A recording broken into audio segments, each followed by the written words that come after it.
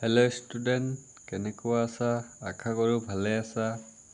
আজি তোমাৰ বাবে লৈ আইছো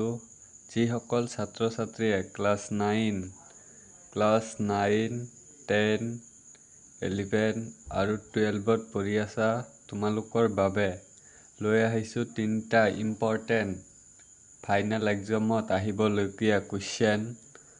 এই কোৱেশ্চনটো হল এনচিইআৰটি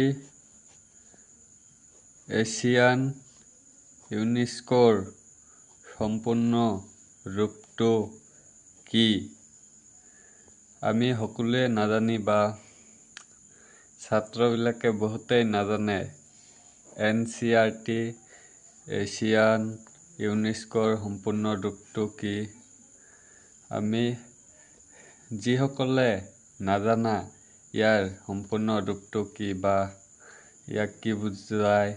এছিয়ান কি বুজায় ইউনেস্কো কি বুজায় এনচিইআৰটি কি বুজায়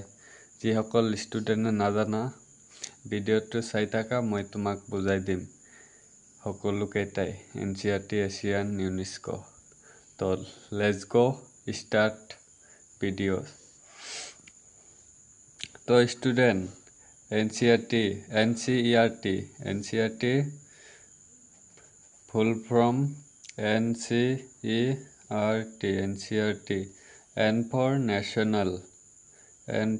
national মানে রাষ্ট্রীয় C for council মানে পরিষদ আর E for educational মানে শৈক্ষিক আপোনালোকে জানাই R for research মানে গবেষণা বা বিজ্ঞানে গবেষণা করে যে এটাই রিসার্চ কয় গবেষণা মানে কোনো একটা বস্তু বা করা চেক করা এটা আর টি ফর ট্রেনিং মানে প্রশিক্ষণ দেওয়া মানে এনেকৈ কৰিলে এনেকুৱা হ'ব এটাই প্ৰশিক্ষণ দেওয়া তো নেক্সট আছে এশিয়ান তো ASEAN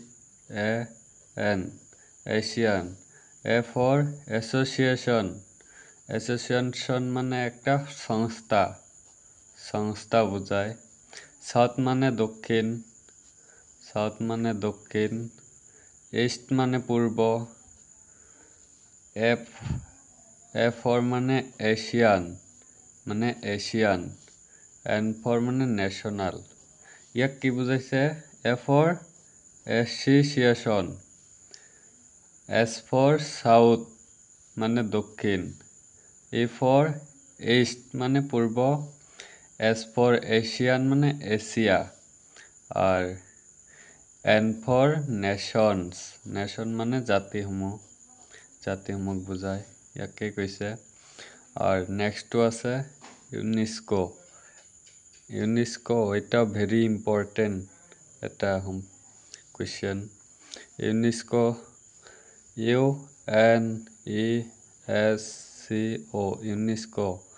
UNESCO full ফর্মটো hall U for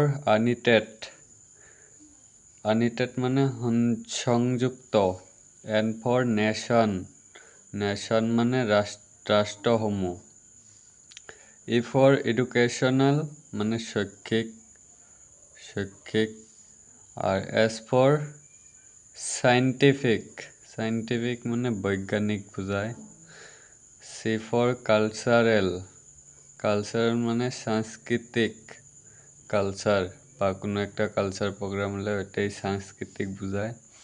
are O for organisation মানে সংস্থা তো সকলো ষ্টুডেণ্টে বুজি পাইছা মই কি কৈছো আর যেটো বুজা নাই কমেন্টত সুধিব পাৰা আৰু কি